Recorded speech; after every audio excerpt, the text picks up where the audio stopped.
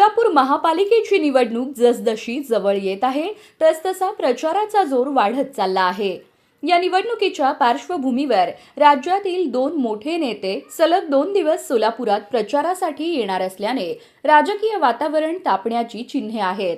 भाजप उमेदवारांच्या प्रचारासाठी मुख्यमंत्री देवेंद्र फडणवीस हे 10 जानेवारी रोजी सोलापुरात जाहीर सभा घेणार आहेत, तर शिवसेना उमेदवारांच्या प्रचारासाठी उपमुख्यमंत्री एकनाथ शिंदे हे 9 जानेवारी रोजी सोलापुरात दाखल होणार आहेत।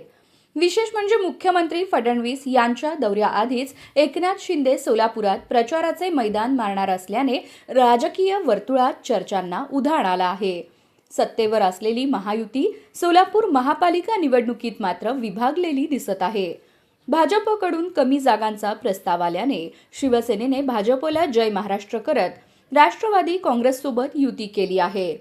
दोन्ही आघाड्यांनी प्रत्येकी 51 जागा लढवण्याची घोषणा केली असली तरी प्रत्यक्षात त्यापेक्षा अधिक उमेदवार रिंगणात उतरवले आहेत। शिंदे आणि फडणवीस यांच्या दौऱ्यांमुळे सोलापूरची निवडणूक आणखी चुरशीची होणार आहे।